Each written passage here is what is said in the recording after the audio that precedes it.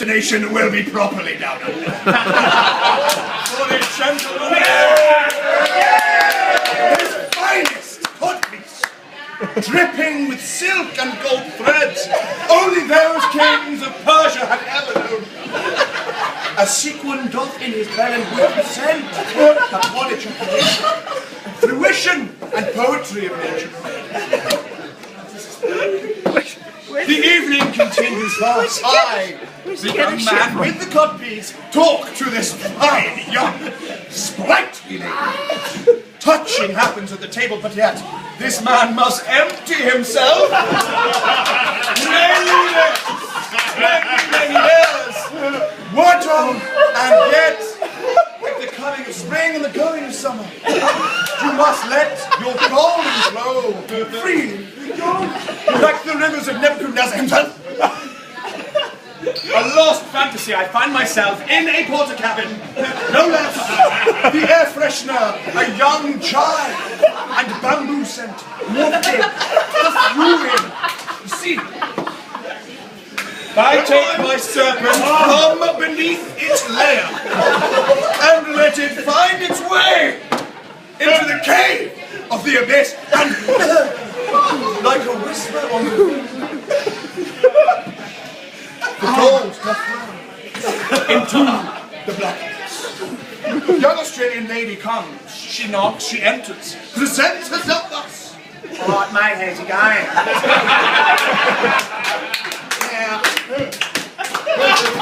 I've known you for 5 minutes. I'm crying. Keep my fucking thing off now, so you're gonna fill me in or what? Now I am familiar with the ladies of Slough, Reading, Bristol. I've never heard such words. Oh my god, this is insane. From a serpent's mouth. A serpent with a lovely muzzle.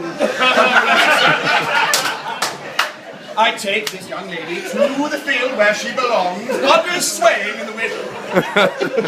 Spring!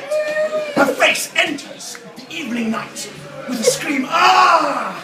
You fucking Englishman! You're putting real deep, aren't you?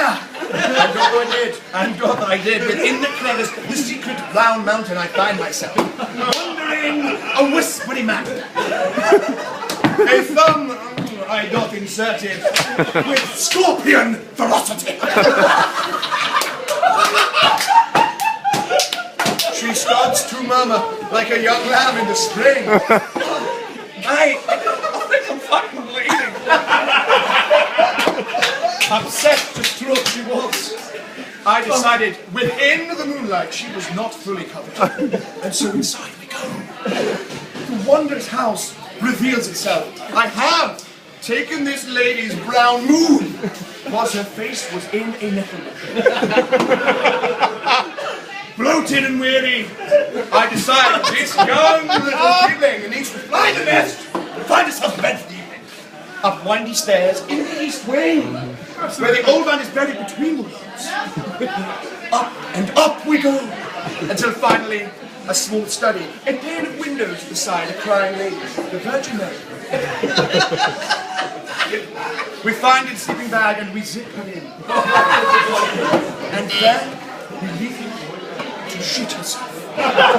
Into the bag, because as I leave the room, I just lock it and I leave. Down the stairs I go. What is this? The lady that I lost my virginity to. Oh, sirs, I can tell you, she was from a Chinese complexion. You have never seen flesh in its colour.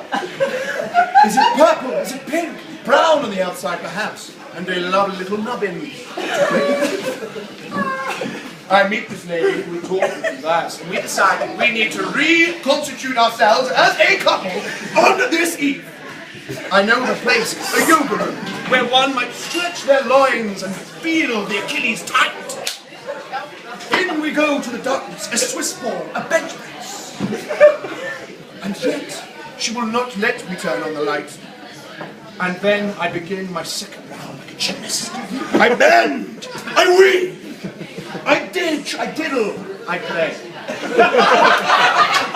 She reaches her destination. At that very moment, I flick on the light. to observe a scene like an abattoir. She was on her period. The Swiss ball covered like the meatiest Italian of meatballs. The scent hanging from the very edges of his plastically mouth.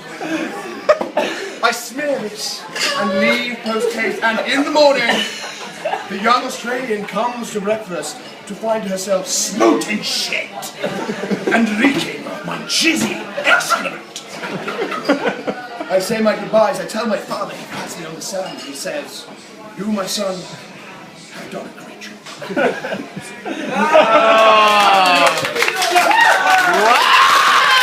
Wow!